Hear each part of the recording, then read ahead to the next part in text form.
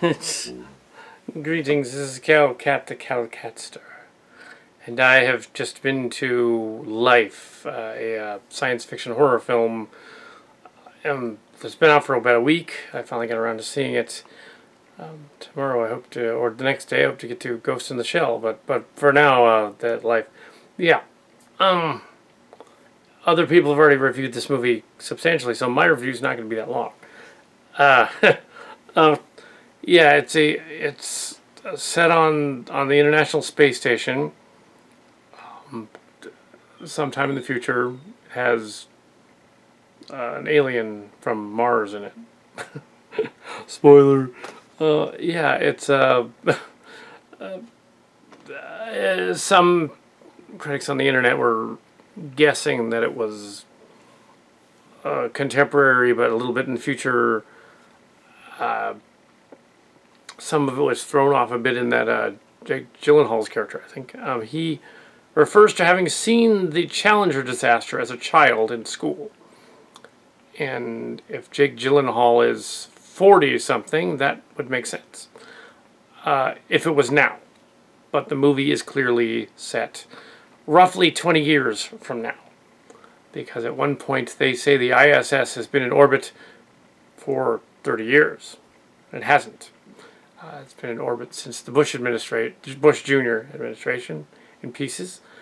I'm assuming that would be roughly 2000, 2002, 2003, somewhere around there. So the movie takes place in 2030, roughly. Jake Gyllenhaal's character is clearly not 40, though. He's clearly supposed to be younger, the character. So I don't know, unless he's really 60 and he just looks good. I don't know.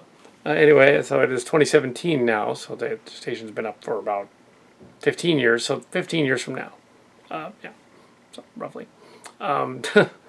Anyway, so maybe 15, 17 years from now. Anyway, there's although the computers and stuff seem to be less advanced than what's actually on the space station. Like, they got a lot of extra old laptops, and they got a lot of extra old, like, heads-up displays, like before interactive displays, pre that, and with all the little typing things and all. Yeah, so the HUDs were not exactly on point, and they kept glitching in the movie. Because they were film that was made to look glitchy. Yeah. Okay, that's fine. It was not a problem with the film. It was just what was going on. The premise is that the station crew, comprised of 5, 6 people, they get the international crew. There's a Japanese guy, a couple of British guys. One's black, and he's like, his legs don't work. Just a paraplegic. I'm not sure why they would allow a paraplegic to even be an astronaut. Unless he was already an astronaut and then became a paraplegic. They probably wouldn't put him in space. But, okay, fine. It's a movie. But anyway, because you need some of your legs to do stuff. You can't just be floating around, and, yeah, you gotta have legs. I would think. But, oh well, maybe that's why I figured it's 30 years in the future. Maybe they've got some kind of enhancement that makes bionic legs or something. They didn't say that in the movie, though. So. Nope. He finds the Mars thing. He grows attached to the little cell thing that starts to grow into things. And then at one point, spoiler, it attacks. And it attacks his hand. And then it begins to grow into this big creature. And tries to take over the station and kill everybody one by one. Spoiler. There's spoilers in here. Well, yeah, you saw that from the preview. It's attacking everybody. It is odd that they used Spirit in the Sky as the song in the end credits. Maybe they were being ironic. Stone Gremlins didn't get that. Anyway, which is ironic considering Stone Gremlins.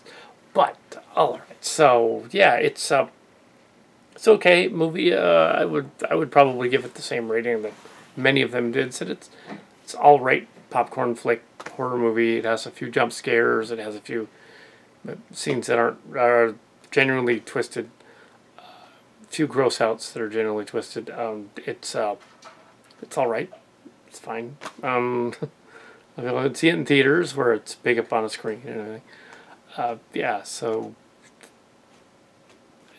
and the previews were kind of boring. There were a few previews. There was one that looks like a comedy movie with Goldie Hawn is back, playing with Amy Poehler in a movie called Snatched, in which she plays a mother and daughter. They play a mother and daughter, and I'm mixing up that with another movie.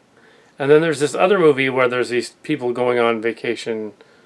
I don't know what that one. That's not Snatched. That's something else. They're on vacation, so there was these two comedies with bad girls. The other one has these bad girls, and it's sort of a Weekend at Bernie's meets The Hangover. So that one's different. That one's like they have a stripper dies and they have I forget what that one was called, but Snatched was the other one. That's actually the name of the movie. I'm not making a slide. It's called Snatched. It's about them being kidnapped or snatched. Anyway, so yeah, I'm sure it's a double entendre. Anyway, that's it. Here's my review.